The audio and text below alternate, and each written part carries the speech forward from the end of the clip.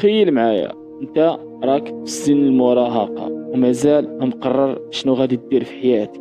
كل نهار كتقول الجملة ديالك الشهيرة: غدا غادي نبدا ونقرر شنو غادي ندير في سن المراهقة، انما في سن العشرينات. شوف، الا كنت في سن العشرينات انما في سن المراهقة، خاصك تعرف واحد الحاجة اللي مهمة بزاف. هاد المرحلة اللي كتقرر واش غادي تكون في المستقبل واحد الانسان اللي كيخدم وكياكل وكينعس، ولا انسان اللي قوي وناجح في حياته وعنده مستقبل زين. وانا دابا ما رانيش نحفزك، انا يا راني كنقول لك الحقيقه اللي خاصك تعرفها، وهذا الشيء كامل دزت منه انايا، والاخطاء اللي درتهم في حياتي ما بغيتش ديرهم حتى نتايا ودوز منهم. اول حاجه، المراهقه ماشي لعبه. هاد المرحله شخصيتك كتبدل والعقل ديالك كيكبر. كل نهار من التجارب ديالك في الحياه كيتحدد المستوى ديالك في الحياه، واي حاجه كديرها دابا واخا تكون غير صغيره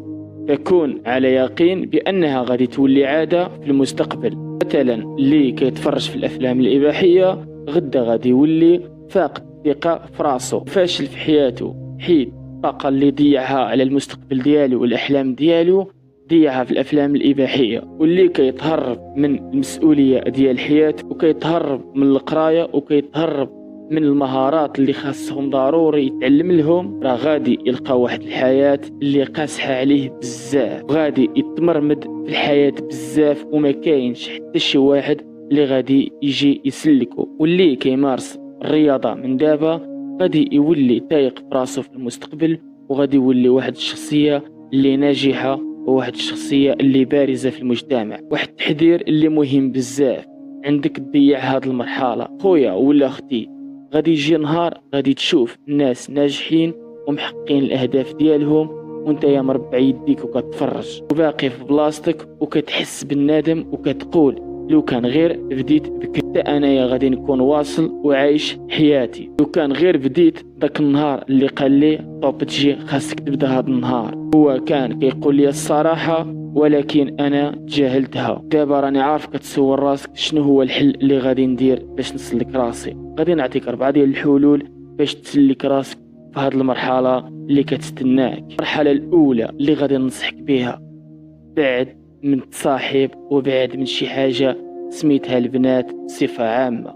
كذلك البنات، بعدي من تصاحب وبعدي من شي حاجه سميتها الدراري خويا، وكون على يقين بان ديك البنت اللي كتبغيها وكتضحي على قبلها وكتسهر الليالي على قبلها، راه اول فرصه اللي غادي تجي لها راه ما غاديش تزقلها، وغادي تخليك في نص الطريق وغادي تقول لك تهلا في راسك، حيت نتايا مركز معاها 100% وناسي المستقبل ديالك. وهي كتسول راسها واش هاد الانسان غادي يعيش لي الحياه اللي باغيها انايا. نتايا غير تابعها وضايع في الحب وناسي مستقبلك، ولكن هي ذكيه بزاف كتفكر المدى البعيد، وفي الاخر كتمشي كتسمح فيك حيت نتايا فاشل وفقير والمستقبل ديالك زيرو. دير في بالك واحد الحاجه، بان الذكور كيتبعوا البنات والبنات كيتبعوا الرجال اللي عندهم مستقبل، والرجال كيتبعوا المستقبل ديالهم والاحلام ديالهم. دابا الحل ما بين يديك، اما تكون راجل قد بالمسؤوليه او لا تكون ذكر تابع ليه البنات.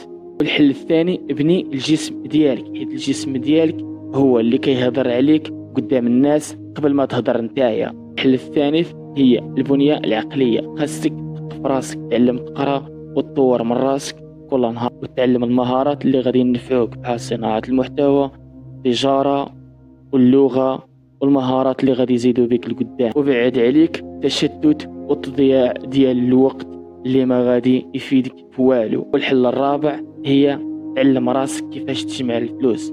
خاصك من درك خاصك تبقى تجمع الفلوس. اللي كيجمع درهم في العشرينات قادر يجمع الملايين في الثلاثينات. خاصك تتعامل مع الفلوس بحال شي حاجه اللي مهمه بزاف، واصلا الفلوس هي واحد الحاجه اللي مهمه بزاف. والحل الخامس هو الانضباط. حاول تنضبط على الاهداف ديالك، حاول تنضبط في الحياه ديالك اليوميه. الا بغيت توصل لشي حاجه اللي هي كبيره في هذه الحياه خاصك تكون منضبط 100%. ماشي 99%، انما 100% باش توصل الاحلام ديالك. وتعلم الانضباط من الصلاة، تبقى تصلي كل صلاة في وقتها، وتما غادي تعلم معنى الانضباط. دير في بالك اخي الكريم، اختي الكريمة، انما ما بين 20 عام حتى 30 عام راه كاينه غير سيمانه.